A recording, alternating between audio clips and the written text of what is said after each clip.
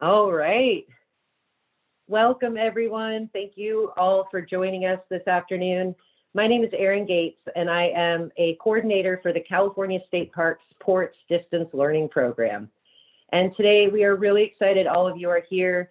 We have people tuning into this program all across California through Facebook, but we also have students tuning into this program all across California and beyond from their classrooms or from their homes. And we are so glad that you're with us today to hear some very special messaging about how to stay safe while visiting the California coast. I have several special guests that are joining this program with me. I'll introduce them in just one moment. But before we get started, I did want to let you know that all of us are out here practicing safety guidelines. So you may see that none of us are wearing a mask, and we're not wearing a mask because we are either we are outside and we are greater than 6 feet away from anybody else around us. So we encourage you, if and when you go visit your California state parks, to please just remember to wear a mask if you can't maintain greater than 6 feet of distance from others, and bring your hand sanitizer and stay safe out there. Now, many of you probably are familiar with the California coastline. You come and visit it. It draws people from all across the world. It's beautiful, it's powerful, and it also can be a little dangerous at times. So why we're here today is we really want to make sure that all of you out there, when you come visit your California state parks along the California coast, or when you're visiting any area along the California coast, that you know how you can stay safe. And what a better way of helping spread that message of how to stay safe than to let the people who have dedicated their lives to keeping you safe share that message. So I'm going to go around and briefly introduce who we have on our program today, and then we'll get started. So first, we have our lifeguard chief for California State Parks, Justin McHenry. Hi, Justin. We also have Nikki Coles, who is actually a ports interpreter, who's here to help bring some of that ocean education to you from Sonoma Mendocino Coast District. And she actually helps educate students about our marine protected areas all along the California coast. Also from Sonoma Mendocino Coast District, we have lifeguard Ian Miller. Hey, Ian. From Patrick's Point State Park in the very far northern reaches of California, we actually have 3 of our lifeguards, but on screen right now is Carlos Alvaro, who is a State Park Peace Officer lifeguard. You'll also be hearing from our supervising State Park Peace Officer Ranger, Kevin Harter, and also lifeguard Dylan Clevenger. And last but certainly not least, representing Southern California, right from San Clemente State Beach in the Orange Coast District, is Sarah Kennedy. Hi, Sarah. Great. So sit back, relax. You're going to get to see some beautiful stretches of the California coastline this afternoon with us, and you're also going to learn how you can stay safe while visiting the California coast. So without further ado, I'm going to turn it over to our lifeguard chief for California State Parks. Take it over, Justin. All right, thank you, Erin. Hello to everybody and welcome to our Ocean Safety live stream event and Ports Home Learning Program. My name is Justin. I'm the lifeguard chief for California State Parks, and I've been an ocean lifeguard for about 21 years. Before we get into today's program, I wanted just to take a moment to share a little bit about the California State Park Lifeguard Service. We were born in 1950 in Huntington State Beach in Southern California. And in 1962, we formalized our statewide testing and training programs for all of our lifeguards in the department statewide. We've grown a lot since then, and today our lifeguard service includes over 1,000 lifeguards, including 60 full-time peace officer lifeguards like me. We have both seasonal and full-time positions throughout the state and provide service in about 155 of our park units. State lifeguards work in a variety of locations. They patrol over 300 miles of ocean coastline and almost 1,000 miles of lakefront, rivers, and reservoirs. We have about 200 lifeguard towers and 15 headquarters for surveillance around the state. Additionally, our lifeguards serve the visiting public on vehicle and vessel patrol, at pools within the state park system, performing scuba diving operations, executing swiftwater and flood rescues, and even providing assistance to our off-highway vehicle recreation units. About 100 of our lifeguards are additionally trained as EMTs, letting us provide enhanced visitor care. On average, our lifeguards perform over 10,000 rescues a year and in excess of 1 million preventative actions. A preventative action is when a lifeguard warns a beachgoer of a dangerous condition and intervenes before rescue is necessary. Unfortunately, along much of our coastline, lifeguards operate alone or with only one other partner, and they must cover hundreds of miles in a day. They cannot be everywhere at once, and this can result in tragic events like we've experienced so far this year. In the first 3 weeks of 2021, 8 persons have lost their lives as a result of a drowning incident at a state park or state beach. We're here today to broaden our scope of preventative lifeguarding. We hope that we can provide you with information and tools to have a safe recreational outing to one of our parks or beaches. To kick things off, we're going to head up to Northern California, where we're being joined by lifeguard Ian and interpreter Nikki at Mendocino Headland State Park. Hey, Ian. Oh, What's the Mendocino coast known for, and what makes being a lifeguard up there so special? well, it's a very rugged, remote, and very beautiful coastline, as you can see. We have lots of coves and beaches, river mouths.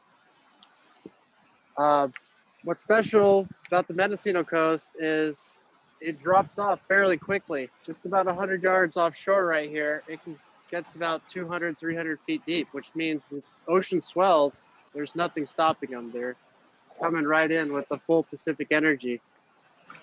As far as lifeguarding up here, it's different as we don't have any towers, but we patrol about 60 miles of coastline in our trucks, and it involves a lot of hiking, driving, and finding people that could be in a difficult or a dangerous situation, and a lot of talking to the public and educating as we do these hikes throughout the coast. We actually will respond to up to 90 miles of coastline, but we try to be in the most populated areas, judging on the day's conditions. The lifeguards up here have a lot of experience in big waves, rocky surf, and they have a lot of training and such. We also do cliff rescue training, scuba rescue, and we work closely with our allied agencies, Coast Guard and other fire departments for helicopter rescues. We do RWC, rescue watercraft patrols, and it's a really exciting, fun place to work. We get a large variety of calls, including kayakers checking out our amazing sea caves that get stuck, to people walking along the bluff edge and unexpectedly getting washed off. So, aside with the training, this is the newest lifeguard program in the state parks on the ocean. It's only been about 3 years since we've started this program. And in that 3 years, we've come a long way. We started with just one guard and a permanent, and now we have 4 seasonal guards and a permanent guard. So there's always someone on this coastline, but it is a big coastline, and it might take us a while to get there if we do get a call. So when this program started, there was an average of 8 to 10 drownings on this coastline, just in Mendocino, every year. Abalone diving was extremely popular here. On any given day, you'd see hundreds of abalone divers up and down the coast, regardless of the conditions. But the abalone season is currently closed, but everyone else that was abalone diving is now taking up other activities like spearfishing and kayak fishing. So that's about it for the program up here. So Ian, can you tell us a little more about some of the activities on this coastline and what is a normal part of your day? What does a typical day lifeguarding up here look like? Typical day here starts early in the morning or even the night before, checking the swell forecast, checking the tides and the winds, looking at what the next day is going to bring and where we can best position ourselves and spread the red, as lifeguards like to say, throughout this huge coastline. Whether it's a really calm day, we're going to have a lot of kayakers, or it's a big surf day and we're going to be doing a lot of preventative safety contacts on the cliff edges. And So in this last month, we've had 3 weeks of huge surf. 20 to 40-foot waves have been rolling through, unstopped power of the ocean, and that has allowed waves to reach far up on our beaches, our cliffs, and possibly put people in dangerous or deadly situations. As Justin has told us, we've had 8 drownings on this coast in January, and 4 of those who are young lives are still missing. We had one tragic accident happen here at this location on the Mendocino Headlands, and you were the first lifeguard on scene and jumped in the water. Can you run us through that call and what happened that day? yeah, it was a big day, a lot bigger than this, and it was in this general area, but the waves were about 20 foot, coming right up onto the rocks. And unfortunately, there was a family there, and they got a little too close, and one of the family members got swept in while trying to take a picture, turning his back to the ocean, getting too close, not watching the waves long enough. As we highly, highly recommend, you have to watch the water, and if you see wet rocks, it's a good chance it's wet because the waves splashed all the way up there. And unfortunately, that person got swept off the rocks, and I jumped in to try to get to him in time, but unfortunately he didn't make it. But we recovered him with the help of local fire agencies. It's so important that you have that support up here of the local fire agencies. I want to ask you though, what and when do you decide, what makes you decide to jump in and potentially put yourself in harm's way? Well, in an ideal situation, we'd be at the right place at the right time everywhere we could, but on a coastline like this, it's near impossible. That this coastline, most of it's state park, and there's coves and nooks and crannies that I'm still exploring to this day. So in a situation like that, I was able to get there within 3 minutes of the call, and I had visual of the person, and I thought we had a chance to get to him in time, but unfortunately another big set came, and couldn't find him again. So it's really unfortunate, but it is all too common, and that's why we're here to educate and train. Hopefully come back with something from this. Never turn your back on the ocean. No, that's not a good idea. As we can see, this coastline's so rugged. There's wrinkles in the coastline that get etched out further every day. And on this coastline, where do you and when, what time of year do you see the most crazy situations happen? Or the potential for those situations to happen? Well, our summertime is definitely our busy season, as we have a lot smaller surf and a lot higher visitation in the water. And we get a lot of kayakers, divers, fishermen. We have some world-class diving up here, 30 plus feet any given day in the summer, as well as amazing rock fishing. So in the summer, we get a lot of calls, but the really heavy, hazardous, life-threatening calls seem to happen in the wintertime. So we have big swell, and if this last month's any indication of that, it's big swell. It's beautiful, and you need to look. It's fun to look at, but you need to look at a distance and respect the ocean. Yep, stay away from wet rocks, stay where there's vegetation, stay high and dry, all good ideas. What other tips do you have for people who want to recreate at the beach, or maybe by the beach or in the ocean? Well, if you can find a lifeguard, talk to a lifeguard. Find a local surfer and ask them, where's the safest place to go? And even on this coastline, when it's 20 foot, there are safe places to go. And we'll tell people where to go. So different coves around here, different beaches are a little more protected sometimes. Right. But anytime it could be a potentially dangerous situation. What times and when does that happen when these waves reach way higher on the beach or the cliffs? Usually in the winter time, we get long period swells that originate way off the coast of Japan. And by the time they get here, it might be 20, 30 minutes in between those wave sets. So the ocean will look real calm and people will go get real close to it because they think it's just another calm day. But then those long period sneaker waves will come up and catch them off guard.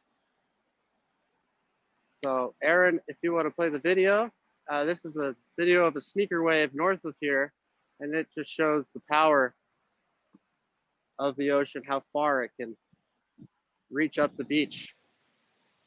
Perfect. That video is coming up. Give me just 1 second. So this is a group of people looking at the large waves at the jetty. And if you can see that the sand's kind of wet in that area, and you'll soon figure out and see why, is there's a wall of water coming right for these people standing there. And luckily they see it in time, and the guy filming it warns the other people. But just look at the power of that. That could take houses away, cars away, and oftentimes up here we have giant redwood logs in those sneaker waves that surge, you know, hundreds and hundreds of feet up the beach. So never turn your back on the ocean. Always be aware. Check the swell, the surf forecast. And when in doubt, don't go out.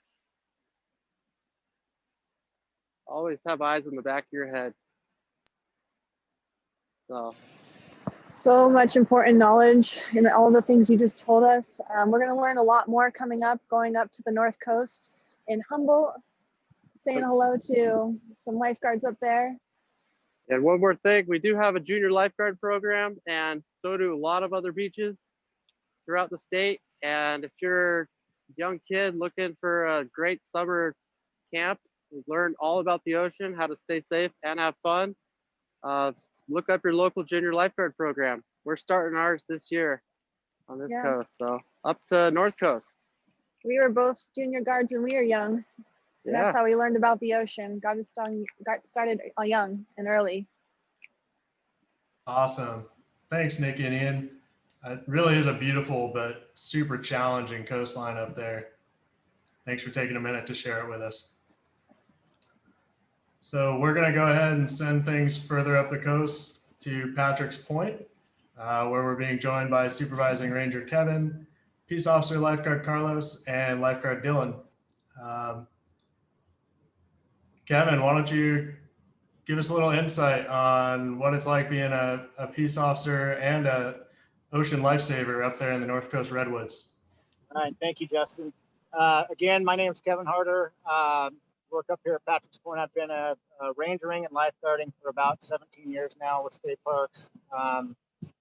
Worked a few different areas of the state.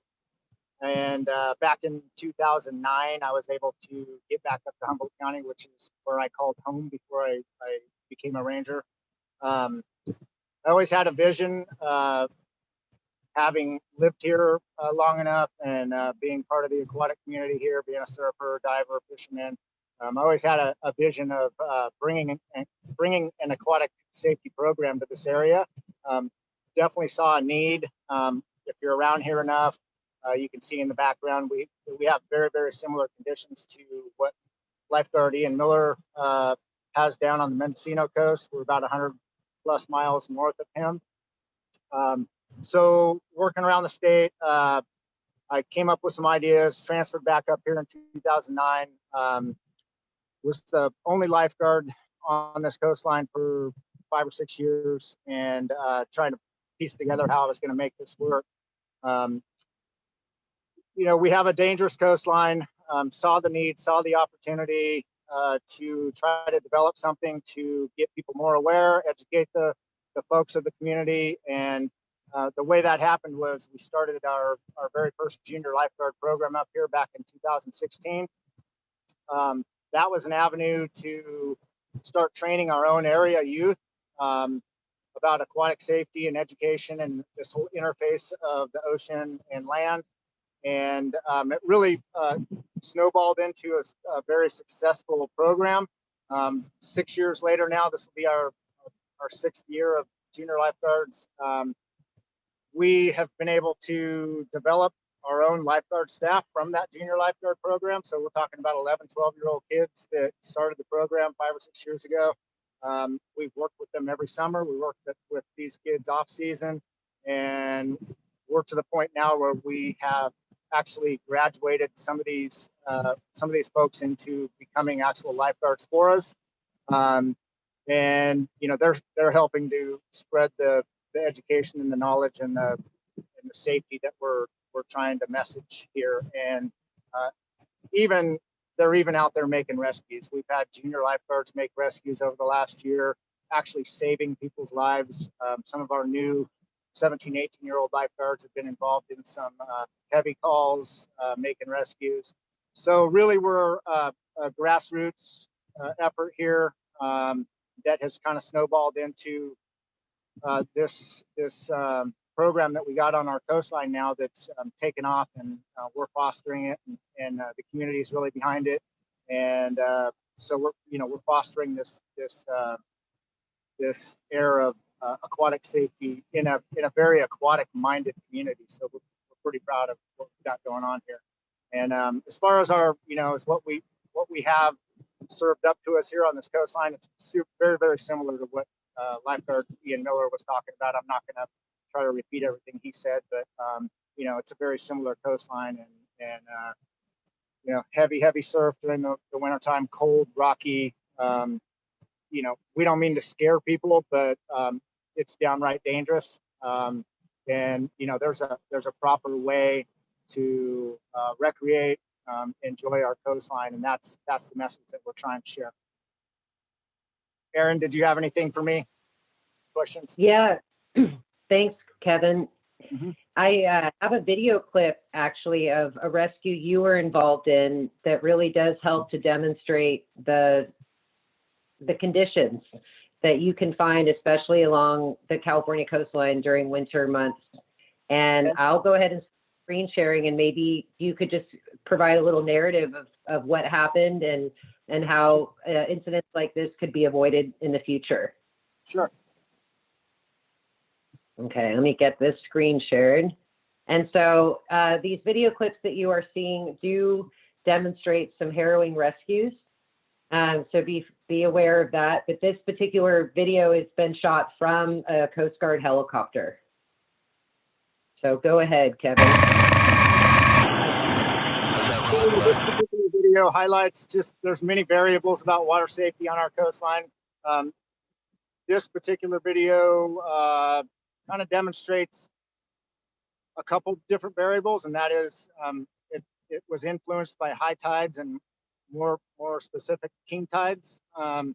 And so we had if I remember right, it was about an 8.5 foot king tide, which is a very, very high tide. And then I think we had like 12 to 14 foot swell on this day. This person in the water that I'm with was on a surfboard. He was inexperienced. He got sucked out into, there's a lot of water moving around on this day. He got sucked out into an area where he could not escape the sheer cliffs that were behind him. And so he was kind of being ping-ponged around off of rocks and basically exhausted himself. Coast Guard was on scene in the air. I was able to scale down a cliff and swim out to him and get him out through some of the waves that were, keeping him pinned up against the cliff, and get him out into a little bit calmer water where they were able to drop a rescue swimmer down to pick him up and take him to safety. So that particular video kind of demonstrates know your conditions. If you're looking to recreate in this environment up here, it's take baby steps, talk to people, learn the environment, know what your tides are, know what your ocean is doing, those are just some real basic variables that people should educate themselves on if they're planning on coming out to our coast. There's a lot more variables than that, though, but I'm going to let my lifeguards cover some of those for me. Great, and thank you for explaining that video, because it really does, it demonstrates too this power of partnerships with you, you being the first on scene, helping keep that person safe until the Coast Guard could come as well. So yeah, absolutely. And I just real quick want to highlight our working relationship with Coast Guard. We're super fortunate that they have kind of taken us under their wing, and we do a lot of training with them, which is not normal.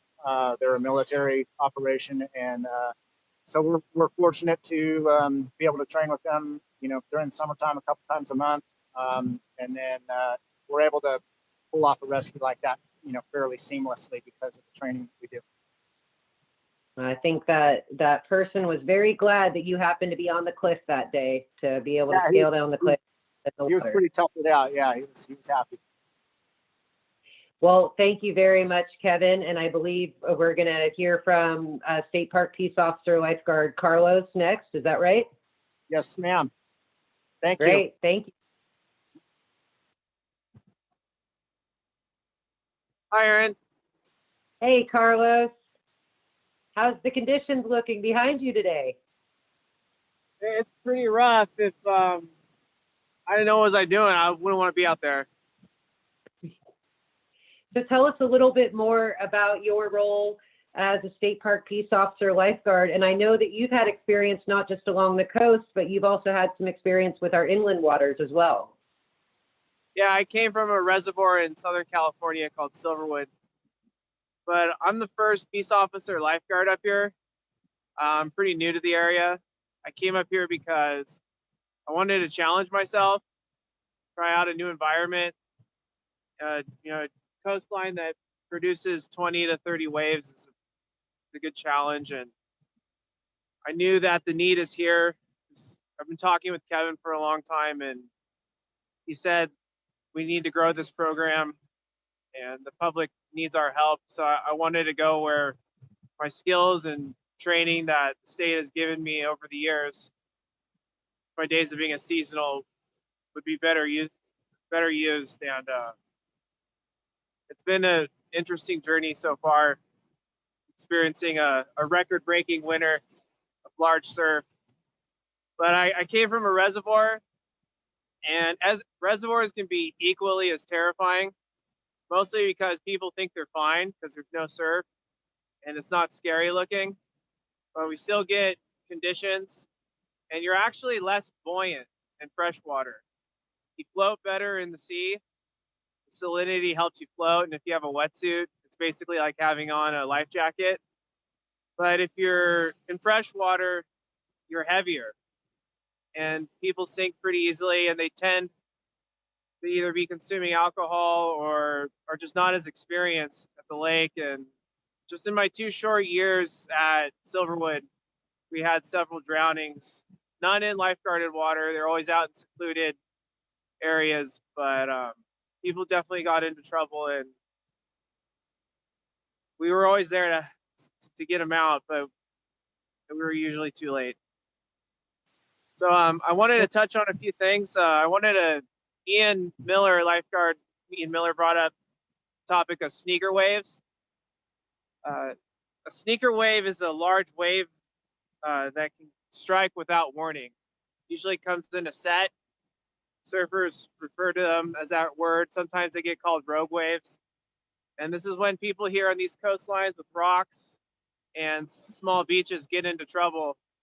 They'll see an area of the beach that looks safe, and they've made up their idea about what they want to do that day to recreate, and they'll walk out onto that section of the beach and think they're fine, and they're in their clothes, they're bundled up, and they might start doing something like looking for rocks or shells on the beach.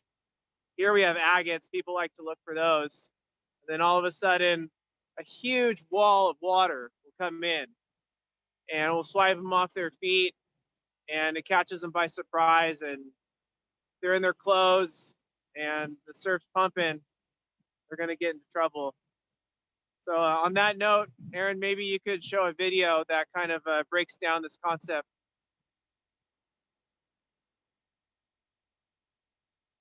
Yes, video is coming up. Just one second here. All right. So I believe this video was shot in the UK. You see some elderly people that are caught off guard by this wall of water that came into a beach, and suddenly she's wiped off her feet and she's gone. Then her friends come out to get her, and everyone's getting in trouble. So you always got to be mindful of where you're going, checking the conditions, and beware of sneaker waves. In a situation like that, if you do get caught in a sneaker wave, what are some of the tips that you might give a visitor if that does happen? What are some things they can do to get themselves back to shore safely? Yeah, well, it's not a time to be modest. So a good idea is to take off your clothes. Your clothes are only going to weigh you down, and they're not going to keep you warm once they're wet. So if you can shed some clothing and get rid of that weight, that's really going to help you. Most importantly, you want to stay calm. You don't want to burn up any additional oxygen that your body needs in a life or death situation like that. So take some big breaths if you're above water and call for help. Well, thank you very, very much for that. Thank you very much for that, Carlos. And do you have any other information you want to share with us? I believe you have one more lifeguard from the North Coast that was going to share with us as well. Yeah, I'm going to pass it off to lifeguard permanent intermittent, Dylan Clevenger.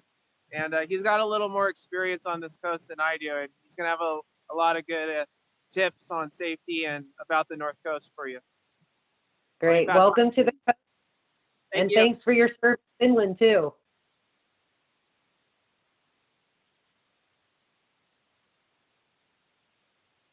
Hey, Dylan. Hey, Erin and the rest of California. Nice to talk to you guys today. Nice to have you. Thanks for joining us. Yeah, of course. It's a great initiative. I guess when I was first asked to speak in this on Monday, I was flooded with ideas about what to say, what's going to be the most brief and simple and relevant information. And I think that everyone's done such a good job that I don't really have too much to add that I think is going to be profound. But I will say that, you're in Humboldt County when you are heading up the 101, you see those really big coastal redwood trees, and it's beautiful, it's natural, it's raw. Our rivers flow freely into the ocean, and it's this nature is exactly what's making it dangerous. The beaches are steep and dynamic. The current systems are very complicated. The water is extremely cold north of Cape Mendocino, right? And what's happening, like everybody said, is people are coming to the beach, and these tragedies occur when people are underestimating the environment. They're getting swept off the beach, put in a situation that they can't get out of, whether you're on wet rocks, wet beach, a jetty, a growing, a pier, you name it. There's no good time to take your back or take your eyes and your awareness or turn your back to the water. You need to always be paying attention. And one thing that's common with every type of surfer, fisherman, kayaker, we all check the surf before we come down to the ocean. And I'm listening to the radio. A really good outlet is going to be the National Weather Service throughout the whole state. It's a federal organization that puts together accurate data. Check the surf. Just Google it if you have a smartphone. Google the beach you plan on going to. And like Ian said, pick an activity that's going to be safe for you in an environment that's going to be safe for you. Obviously, stay high and dry, stay off the wet rocks, off the wet beaches. I guess particularly for this area, the North Coast Redwood District, we're getting a lot of people coming down to Humboldt Lagoons, which is extraordinarily dangerous. And it's so beautiful and lovely and nice, but you can't underestimate any of these steep beaches. And same with Black Sands, and same with the North Jetty in Humboldt, same with the South Jetty. It's very similar to that sneaker wave video that Ian displayed. very similar situation where the ocean actually can kind of act almost like a river with its power and how forceful it is and unyielding, right? And then like Carlos and a couple people said, sneaker waves, long interval swells are predictable, sure, but it's not predictable how it's going to change, where the water is going to rush to, right? You might be in a totally safe spot, or you might be thinking, I got this. And that's not necessarily the case. So to combat that, educate yourself, check the surf, talk to a professional, talk to a friend or a parent or an aunt or uncle who knows the ocean, knows the water, knows the river, can advise you. And that's another point I want to make is have the right gear. Wear a wetsuit. If you're unsure, wear a life jacket. The word Kevin used was baby steps, but it's not all doom and gloom out here. There's obviously a right way. We all started somewhere. If you want to learn, educational resources and programs State Parks offers, like junior lifeguards, are an amazing first step. And you know, for a lot of people, your first step is going to be the swimming pool. And really, I think this program is about avoiding, you know, coming down to our parks and taking your last step into the wrong environment. If you could show my video, I think it does a good job highlighting kind of what the lifeguards up here are up against. And it's a really great resource.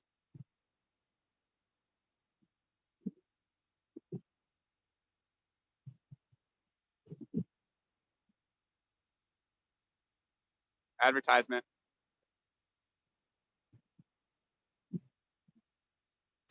While I get that video up and running, Dylan, would you tell us a little bit, fill the stage for us? What are we going to be watching?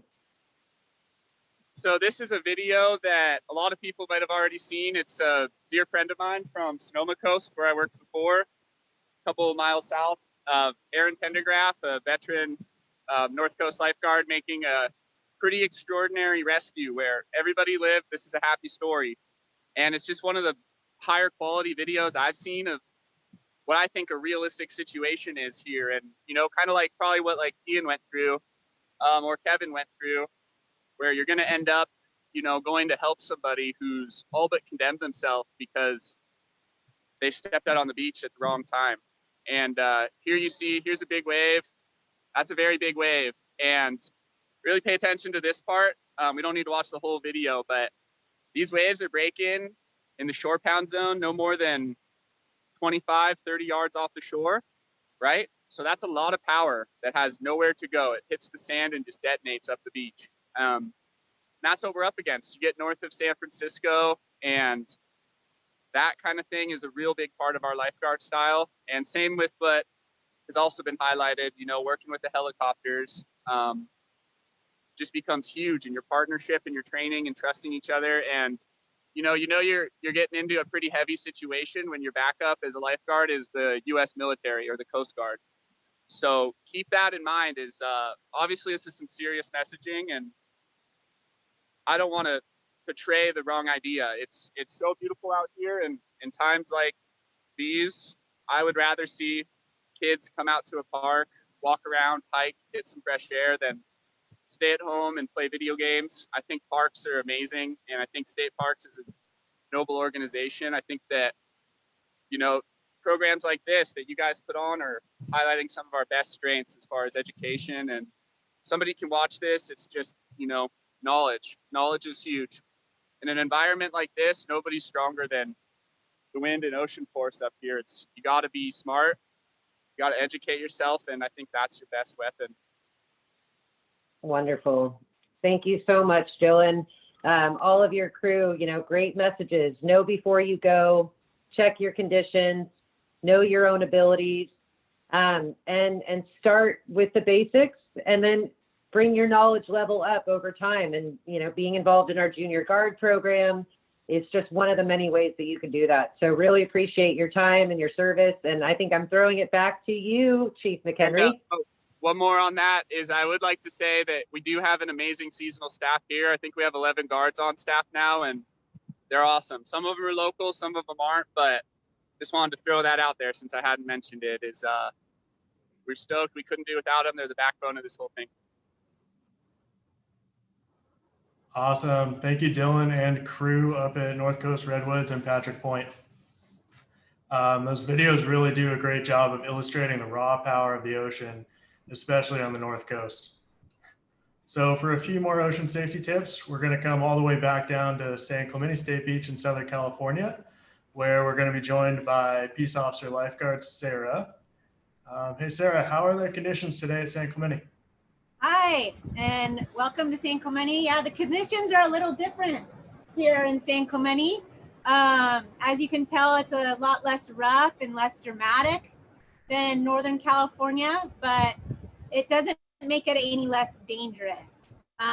Today, our air temperature is about 62 degrees, which is cold for us Southern California, but it is still quite warm. Our water temperature is about 57 degrees. And we have like a north-west swell coming in of 2 to 3 feet plus. Some fun corners. If you take a look out, you can see that we have a point there. That's Cotton's Point. It's a popular surf area. And along the coast, if you keep an eye out, you can see a lot of rip currents along the way. Beyond that point, we have San Onofre State Beach, and Trestles is part of San Onofre State Beach, and San Onofre Surf Beach, and Bluffs, San Onofre Bluffs, which are all areas that I patrol. So we're talking, as we see all the rip currents, our actual most dangerous time of the year here is actually the summertime. Our water's warm, we have warm weather, and we have lots of rip currents and lots of people coming to the water with the intention of going in the water because it's hot. So let's talk about rip currents and why we need to be educated about it. First, I'm going to talk about the 3 myths of rip currents. A lot of people think that rip currents pull you under, and that is not the case. So that is false. Rip currents do not pull you under. Rip currents are actually surface currents. So a lot of people say there's an undertow. There's no undertow. These currents are like a river and they'll pull you out to sea. Myth number 2, rip currents will pull you out forever and ever and ever. That is also false. The whole goal of a rip current is when waves come to shore is an exit way back for the water to get back into the ocean. And this water will often go out to sea just past the surf line. So you may have a long swim, but it won't pull you out forever and ever. Myth number 3, if you don't see a rip current, you don't have to worry. Rip currents can show up spontaneously. You can go in the water where you think it's safe, and all of a sudden you might be in a rip current. So it's very good to know that if you're getting pulled out, what to do. And we're going to talk about that today.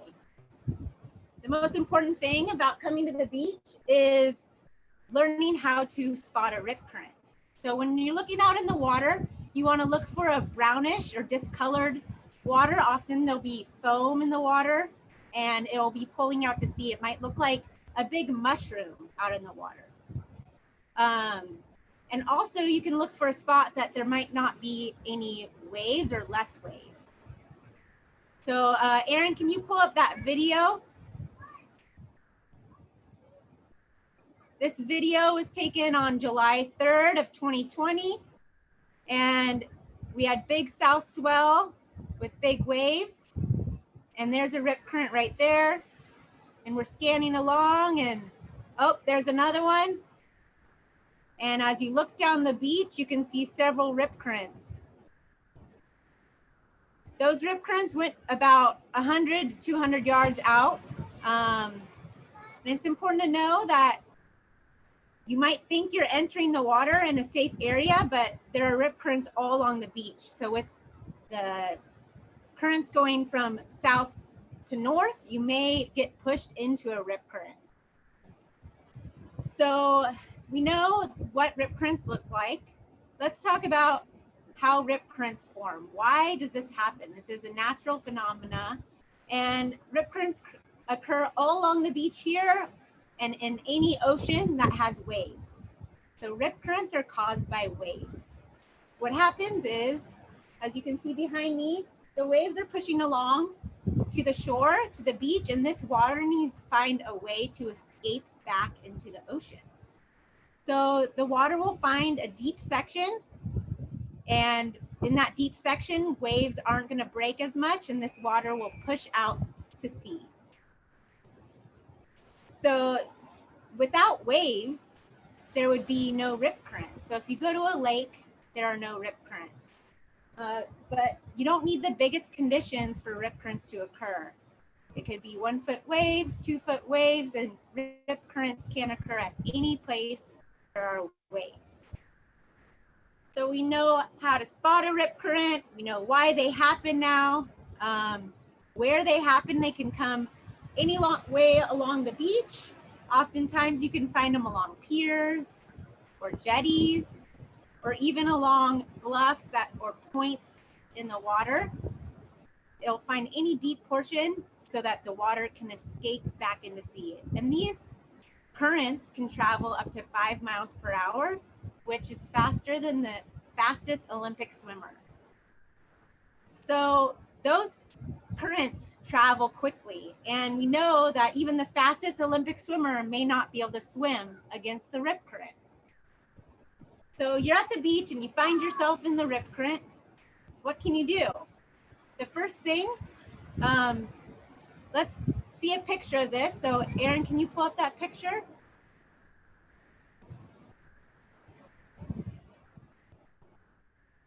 So this is a picture that you will probably find at every beach. And the first thing to do, if you find yourself getting caught in a rip current and pulled out, is do not panic. Make sure to relax. Drownings happen in rip currents because people are trying to fight against the current and they become fatigued and they can't swim anymore. So that's why the misconception of undertows, because people drown in rip currents, and it's because of fatigue. So it's important to know how to escape. First of all, if you get caught in a rip current, it's important to wave for help, get a lifeguard's attention. Most likely, if you're at a beach in the summer, a lifeguard has already seen it and will come and rescue you. But if you want to know how to get out in a section where maybe there isn't a lifeguard, you want to swim parallel to shore and get out of that current. So you want to swim where the waves are. Swim parallel to shore, get yourself in the waves and have the waves help you get back in to shore. And then you also, if you aren't comfortable swimming, you shouldn't go out. So if you see a bunch of rip currents and you're not a good swimmer, probably best not to go out. Thank you. You can take that picture down, Erin. Thank you. And then, so now we know how to escape a rip current. And how do you keep your family safe when you're visiting the beach? That's the most important thing. We want, at state parks, you to come visit our beach and parks. We want you to come recreate and have fun. But at the end of the day, we want you to go home safe to your families. So it's important that you know how to keep yourself safe. Always swim or surf in your own ability. If you are unsure, when in doubt, don't go out. When you come to the beach, check in with the lifeguard. Here in Southern California, we have towers lined up on the beach in the summertime. The lifeguards are there to answer questions, to keep you safe. If you have any questions, a good question to ask is, what are some dangers that I need to look out for when I'm at this beach?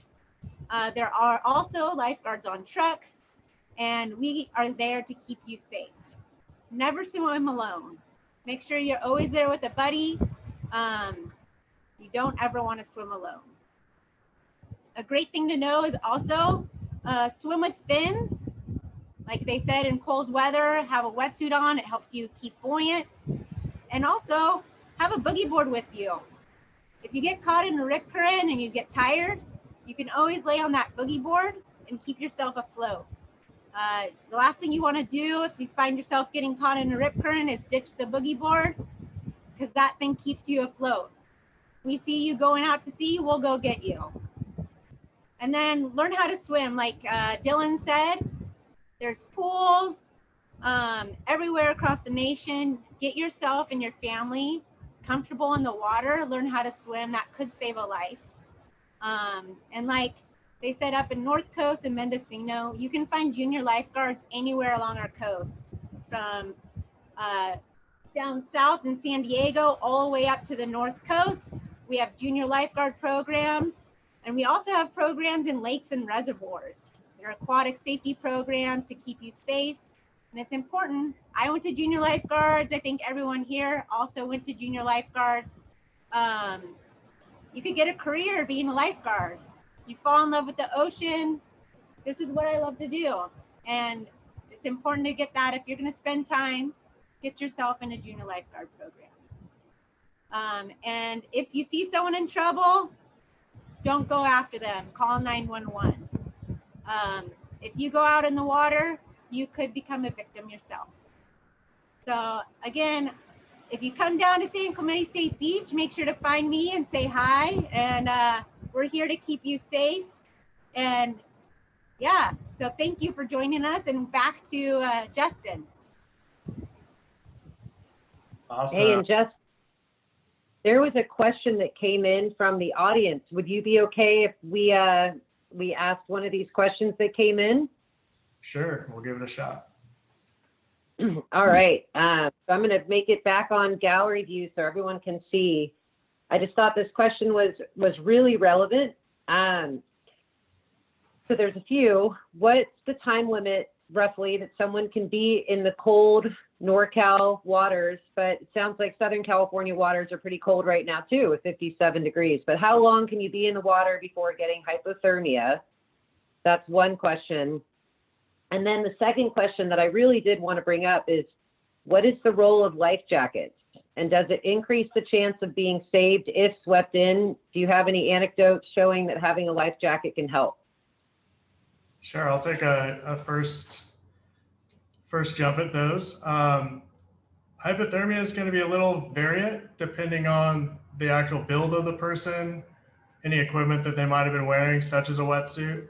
Also, obviously, the temperature of the water, the temperature of the air, and any wind event that's occurring that day all play a part into how quickly hypothermia is going to set in for an individual. In my experience, both personal, having hypothermia myself, being in the water for too long, and also on rescues, helping victims that have had hypothermia set in, it can be anywhere from 10 minutes to about 30 or 40 minutes. Oftentimes, when we're working rescues in Central California and the North Coast areas, depending on the situation, we might not don a full wetsuit in order to make a rescue a little bit quicker. And I myself have been on rescues in just a wetsuit jacket or just a covering for my upper body with neoprene. And in those instances, after about 25 minutes, it's extremely difficult to keep functioning as a rescuer and a swimmer in those cases. So again, it's very variable, but anywhere between 10 minutes and about 30, 40 minutes, depending on the equipment that the swimmer might have on. And then the second question regarding PFDs and personal flotation devices, the way the question was phrased, yeah, they're an excellent device in keeping somebody buoyant. So in the event rescue is delayed because lifeguards are further away, it allows that victim to remain on the surface and not get pushed under and held under by repetitive waves, or what we refer to sometimes as the washing machine effect during shore pound, where waves will just be stacked on one another and you'll be caught in a revolving column of water, unable to get to the surface. A PFD can aid somebody in that. And again, it really helps prevent the exhaustion that Sarah was discussing, that is oftentimes the reason somebody perishes in a rip current, not because they were pulled underwater, but because they became exhausted and can no longer keep themselves afloat. A PFD is going to aid them in that event. Thank you. And one other question from one of our students that are watching is, what type of current pulls you under? And I think you were just alluding to that. So does a rip current pull you under? And if not, is there another type of current that does? I think is the question they were going after. Yeah, so a rip current does not pull you over, or pull you under rather. There aren't really any true currents that pull you under. If you're surfing in a powerful, in any sort of powerful swell event, going under a wave or behind a wave, the actual wave motion as that wave is breaking can pull you back over the wave and force you underwater on the face of it.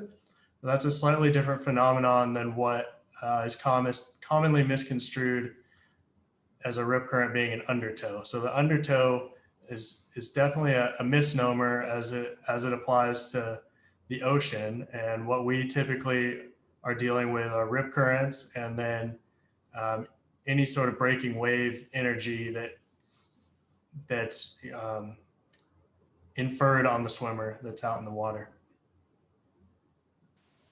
Great. The questions keep coming in. I think we could be here for another few hours asking questions.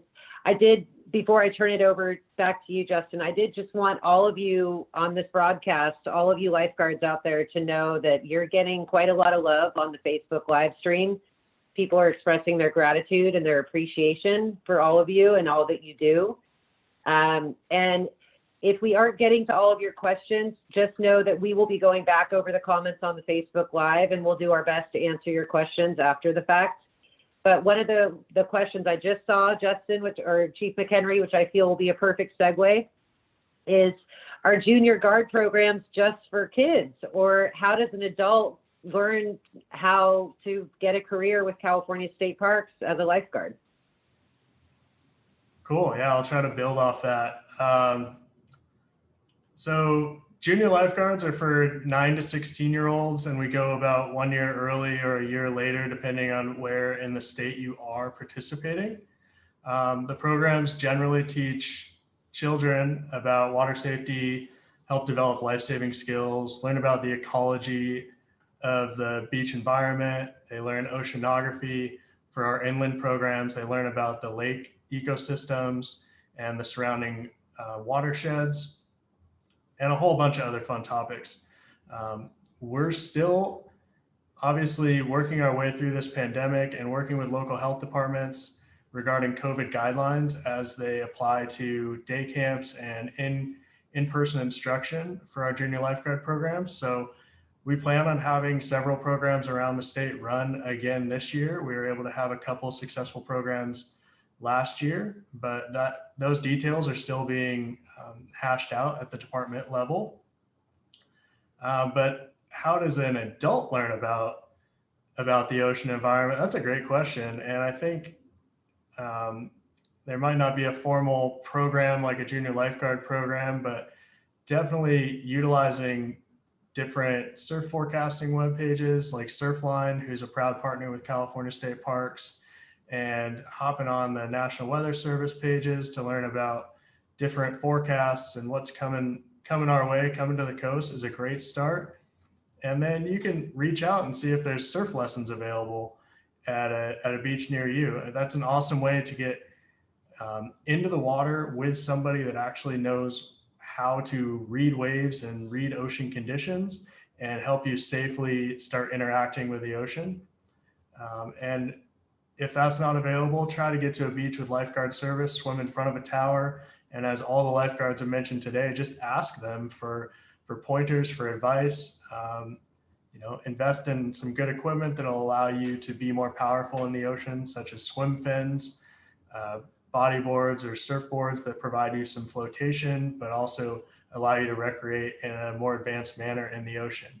It's not something that we should all just dive into, but definitely you can work your way up, start at smaller beach breaks, and then as you become more prepared and experienced, you can branch out into the different reef breaks in the areas. And ultimately, if it's your goal or your passion, you can get into big wave surfing up there on the North Coast. So In addition to our junior lifeguard program, it is recruitment time for California State Park lifeguards. So if you know anyone interested in becoming a state park lifeguard, we're hiring. All that you need in order to try out is a California driver's license. Tryouts are just around the corner, and more details can be found on our aquatic safety webpage. That webpage is www.parks.ca.gov/aquatic safety. And Erin's got it up there on the screen right now. On the right-hand side of that page, there's lots of cool links to different stuff about ocean safety, boating, diving, coming to the beach, a little bit more about our lifeguard history, and some other programs that we offer within the department. You'll find junior lifeguard information in that right-hand column. And also just above that picture of the rescue watercraft, you can link over to our ocean lifeguard tryouts page or our inland lakes lifeguard tryout pages. If you plan on attending one, be sure to follow your local guidelines regarding face coverings and when to stay home if you're having any COVID symptoms. And lifeguards are an essential service, so we have to keep carrying on even though we're in a pandemic time, and we need your help keeping our beaches safe, whether that means coming on as an employee or just doing your part to educate yourself, your family, and your friends about ocean safety. So if you're interested, you can always come work in the best office there ever is, and that's our State Parks of California. That's all I have, and unless there's more questions that you want to throw at us, Erin, I appreciate you all having me, and thank you to the Ports team for putting this together.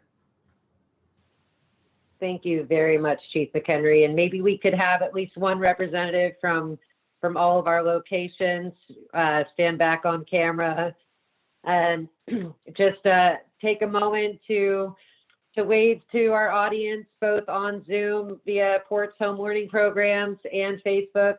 And stay tuned. We recognize through this process of getting this broadcast together that a lot of you out there are seeking more detailed information about ocean and aquatic safety. So we are looking forward to having more content out there for you in the future. So thank you so much, everyone, for staying on with us today for this broadcast. And stay safe out there, whether you're on land or on the coast. And thank you so much for supporting California State Parks. These are your California State Parks. And you've just heard from several people who have dedicated their lives and their jobs to keeping you safe when visiting. So we hope you'll come out when it's safe to do so. Just remember to follow COVID requirements and guidelines. And if you're visiting the ocean, take many of these tips that you've just heard and apply them so that we all can stay safe when visiting our California coastline. All right, shall we give them a wave, everyone? Bye.